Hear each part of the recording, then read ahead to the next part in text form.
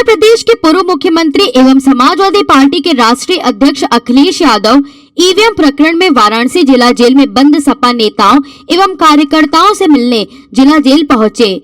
आज सुबह वाराणसी के श्री लाल बहादुर शास्त्री अंतर्राष्ट्रीय हवाई अड्डे पहुंचने पर समाजवादी पार्टी के नेताओं और कार्यकर्ताओं ने बड़े ही गर्मजोशी के साथ अपने नेता का स्वागत किया। एयरपोर्ट से अखिलेश यादव सीधे चंदौली के मनराजपुर गांव पहुंचे और वहां पर मनराजपुर कांड में मृतक निशा यादव के परिजनों से मुलाकात की। चंदौली से अखिलेश यादव सीधे वाराणसी जिला जेल पहुंचे। जेल पहुंचने पर समाजवादी पार्टी के कार्यकर्ता अति उत्साही हो गए। जब अखिलेश जेल के अंदर जाने लगे तब कार्यकर्ताओं ने भी जेल में घुसने का प्रयास किया। हाथापाई के बीच समाजवादी पार्टी के कार्यकर्ताओं और जेल पर मौजूद पुलिस कर्मियों के बीच नोकझोंक और जमकर धक्का मुक्की भी हुई। ईवीएम से भरा हुआ ट्रक पकड़ा था, हालांकि इन्होंने नहीं पकड़ा था। इनको जानकारी मिली कि ईवीएम जा रही हैं और रूमर ये था कि ईवीएम बदली जाएंगी। ये समाजवादी साथी लोकतंत्र बचाने के लिए जेल में गए हैं। समाजवादी लोग इनकी पूरी मदद करेंगे, जो भी लीगल मदद होगी पूरी मदद करेंगे इनकी और इनके परिवार के लोगों की। सवाल ये है, इलेक्शन कमीशन के बाकायदा नियम थे कि किन नियमों को लेकर के और किन नियमों से ईवीएम जाएंगी एक जगह से दूसरी जगह तक।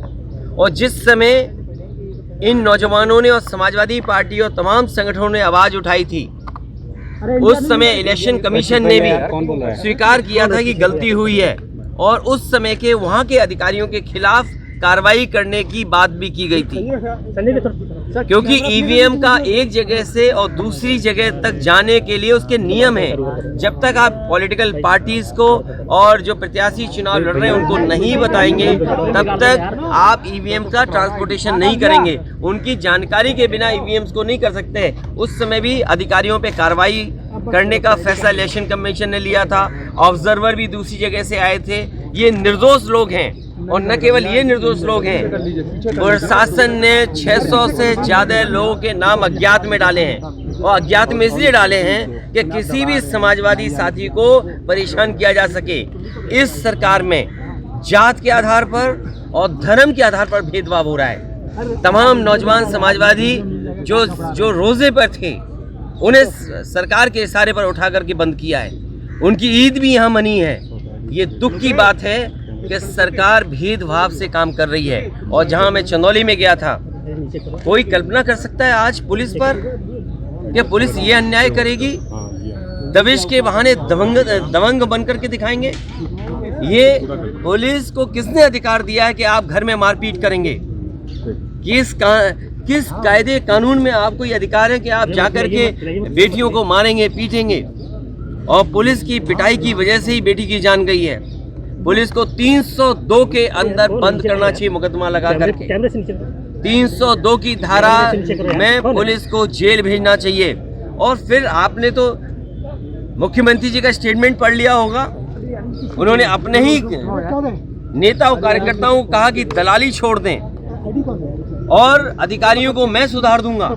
बताओ, दूसरी बार जनता ने भरोसा जता करके बहुमत ले लिया हो जिन्होंने, वो सरकार के मुख्यमंत्री जी कह रहे हैं कि भारतीय जनता पार्टी के या जनप्रतिनिधि लोग दलाली ना करें और अधिकारियों को वो सुधार देंगे। क्या दलाली करना ही राम राज्य है? क्या थाने में बलात्कार होना ही राम राज्य है? क्या पुलिस दबिश के बहाने जाए और बेटी की जान ले ले, यही राम राज्य है? नहीं जा पाएगा यार। बैंकों में डकैती हो रही, यही राम राज्य है? कस्टोडियल डेथ सबसे ज्यादा बीजेपी के सरकार में, यही राम राज्य है क्या? इलेक्शन खत्म हो गया, अलग जगह है, लेकिन लोगों को परेशान करने का काम इस सरकार में हो रहा है। क्या देखिए, जो ज्ञान बाबी मस्जिद का सवाल है, भारतीय जनता पार्टी ऐसे लोगों को स्पॉन्सर करती है।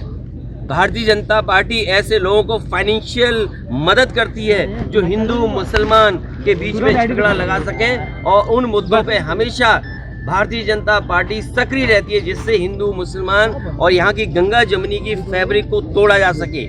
मैं ये जानना चाहता हूँ, आज महंगाई है क्या महंगाई पे बहस करनी चाहिए बीजेपी को? नहीं करनी चाहिए। आज उत्तर प्रदेश का हर नौजवान बेरोजगार और रोजगार के लिए भटक रहा है, नौकरी नहीं है, बिजली महंगी हो रही है, अस्पतालों में दवाई नहीं, अस्पतालों में इलाज नहीं, हर व्यवस्था ध्वस्त हो गई।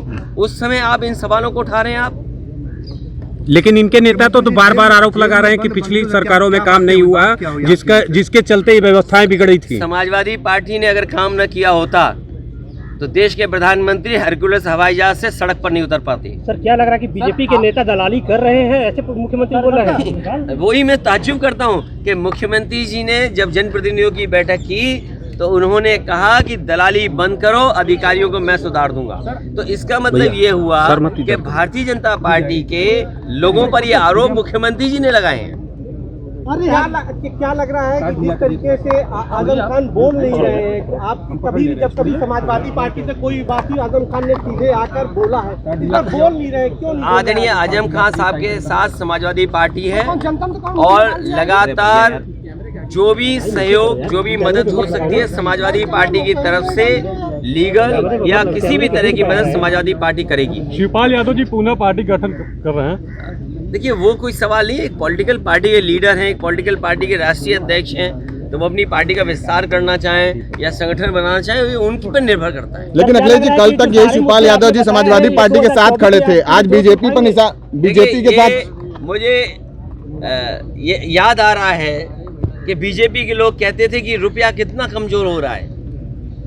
मुझे तो लगता है बीजेपी के लोगों ने इतना रुपया कमजोर कर दिया है कि डॉलर की रफ्तार देखिए कहां पहुंचता चला जा रहा है। सर, आज सबसे ज्यादा कम हुआ है, रुपया 77 रुपए 42 पैसे हो गया। तो सोचिए, जो लोग कारोबार करते हैं उन पे क्या गुजर रही होगी। जो लोग कारोबार करते थे, जिनका व्यापार डॉलर में आता है, उन पे क्या गुजर रही होगी। न केवल आज रुपए की हालत ये है, हमारे व्यापारियों की हालत ये है। हमारे महंगाई के कारण सोचिए, घर परिवार नहीं चल पा रहे, सिलेंडर महंगा होता चला जा रहा है, डीजल पेट्रोल महंगी होती चली जा रही, सीमेंट महंगा हो जा रहा है, सरिया महंगी हो जा रही है, दालें महंगी हो जा रही हैं, आपका खाने पीने का तेल महंगा हो रहा है। आज महंगाई का सवाल नहीं हो, इसीलिए जानबूझ करके कभी ताजमहल का सवाल, कभी आपकी मस्जिद का सवाल ये बीजेपी के लोग उठाते हैं। काशी विश्वनाथ मंदिर आप भी जाएंगे? आपका क्या वो रहेगी? इस देश का संविधान, इस देश का कानून फैसला करे और स्पॉन्सर करके चलाते हैं। बीजेपी के लोग स्पॉन्सर करते हैं कि कौन झगड़ा लगा सकता है, उनको आगे बढ़ाइए। डिप्टी सीएम केशव प्रसाद मौर्य लगातार की सफाई में, समाजवादी पार्टी की सरकार में सफाई में डांस कार्यक्रम होता था, बीजेपी की सरकार में विकास के कार्य हो रहे हैं।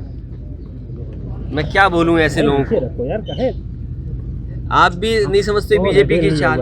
बीजेपी की चाल ये है कि जो भी कोई पिछड़ा हो, पिछड़ा पिछड़े से बोले, इसीलिए तो वो पिछड़े हैं। उन्हें दिखाई नहीं दे रहा, पिछड़ों के सब अधिकार छिन गए, पिछड़ों की नौकरियां छिन गईं, और जो पिछड़ों को अधिकार या दलितों को अधिकार मिलने थे, मुसलमान भाइयों को अधिकार मिलने थे, वो नहीं मिल पा रहे हैं। सरकार जनता ने दी है बना करके, जनता ने दोबारा सरकार बना दी, और अगर दोबारा सरकार बना दी तो डीजल पेट्रोल क्यों महंगा हो रहा वो नहीं याद आएगा उनको। अखिलेश जी, केशव प्रसाद मौर्य याद आ रही है। केशव प्रसाद मौर्य करे, अखिलेश जी बौखला गए चंदौली के मामले में। देखिए, ये मैं तो कहूँगा कि सरकार के लोगों को भी जाना चाहिए वहाँ, कम से कम इनके जो प्रभारी मंत्री हैं उस परिवार से मिले और उस परिवार का दुख दर्द समझे।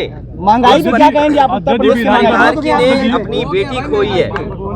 अगर 2024 अध्यक्ष जी, विधानसभा चुनाव के बाद क्या लगता है बीजेपी अगर जो हिंदुत्व का मुद्दा है, 2024 में फिर आपके लिए मुश्किल खड़ी होगी? क्या मुद्दा? हम नहीं हिंदू, तुम नहीं हिंदू हो क्या?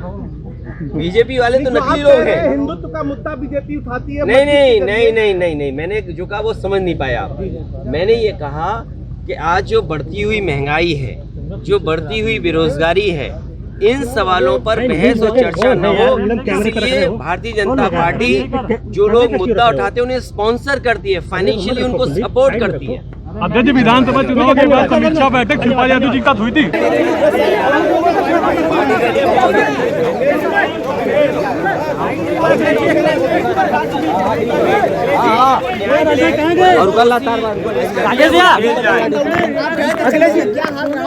मैं परिवार के साथ हूँ, परिवार की सुरक्षा हो। जिन लोगों ने जान ली हो 302 का मुकदमा मुलायम सिंह यादव ने कहा कि यूपी में सिर्फ 2 पार्टियां भैया भैया भैया भैया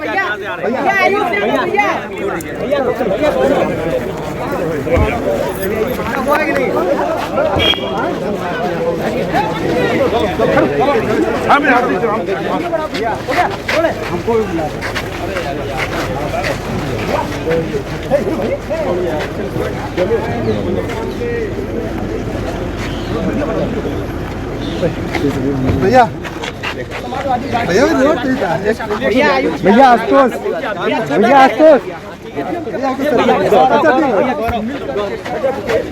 अखिलेश यादव अब जिला कारागार से यहाँ से निकलते हुए कहीं ना कहीं प्यास लगाया जा रहा है कि 2022 में जिस तरीके से ईवीएम के मामले में